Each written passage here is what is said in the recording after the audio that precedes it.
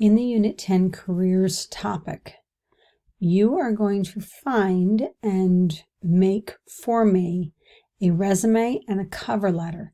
Now, we talked about how to customize your resume last class. Today, what I want you to focus on is the template and cover letter template. So I've got the template right here. I want you to open yours up. And basically, all you have to do is replace my information with your information. You are going to leave the formatting exactly as it is. So career objective is going to be in all caps and bold with a colon at the end. Same with qualifications, education, experience, extracurricular activities, and references.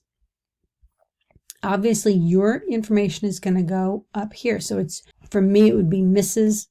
Leigh-Kathryn Smith, 123 Main Street, Biglerville, PA, 17327. I'd have my phone number. I would actually add an email address that they could get a hold of me, just in case they would prefer contact me that way. So I've got this Lorem Ipsum text in here that is just a filler, and you're going to replace this filler information with your actual information. So what is your career objective? What is it that you're looking to do? For each and every job that you apply for, you should have a new and distinct version of your resume and cover letter that is targeted specifically for the job you're applying for. So your career objective is probably going to change a bit for each job that you are applying for. What are your qualifications for the job that you are applying for? Look at what they're looking for in an employee. And if you have those qualifications, you want to make sure that you list them so they can say, oh, the person has this and this and this. Those are 3 of the 5 things that we were looking for. Your education is going to be this. Now, you're going to assume that you're already out in the business world, so you might change. Actually, in this case, you could leave it as 2010 if you want to.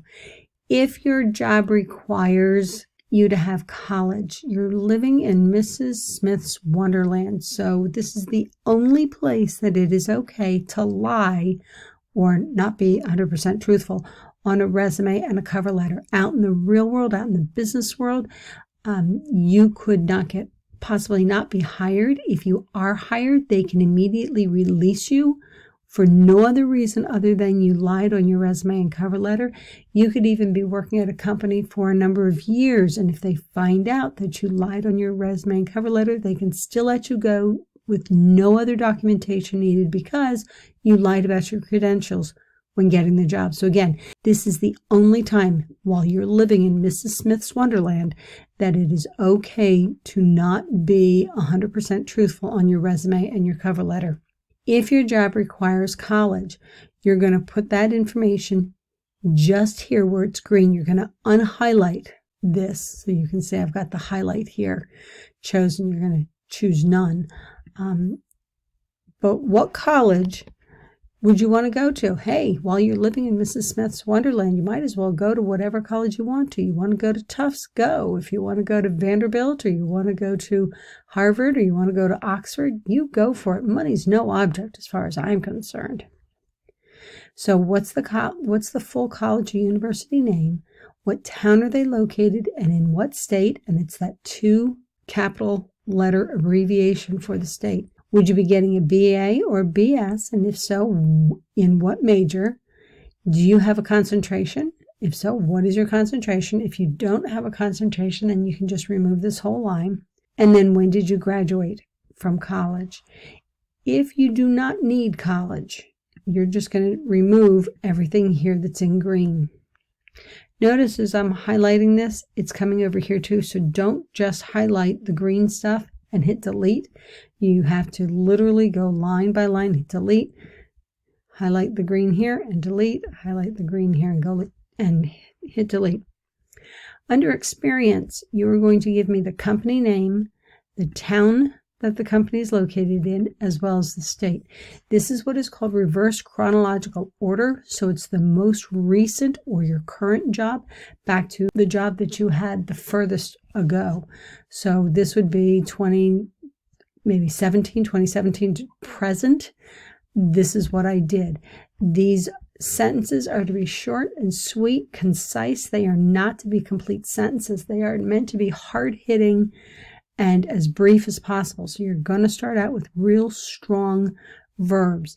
Even if you are still currently doing the job, all duties at a job are to be listed in past tense. So on my resume, I would have taught classes, responsible for, delivered. Even though I'm still doing the job as a teacher, I did it yesterday. I did it this morning. So it is always in past tense.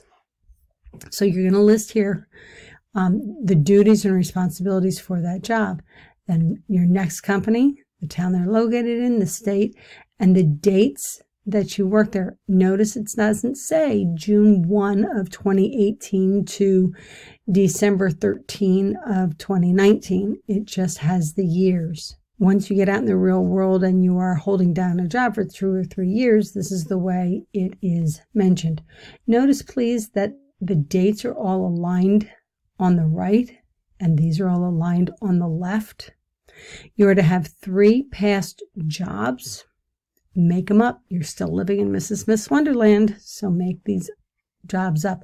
They should be something that pertain to the job that you're applying for. Put in any extracurriculars down here. If you are a member, say, of the FFA, don't just put FFA, because unless you live in an agricultural area, believe it or not, people don't know what the FFA is.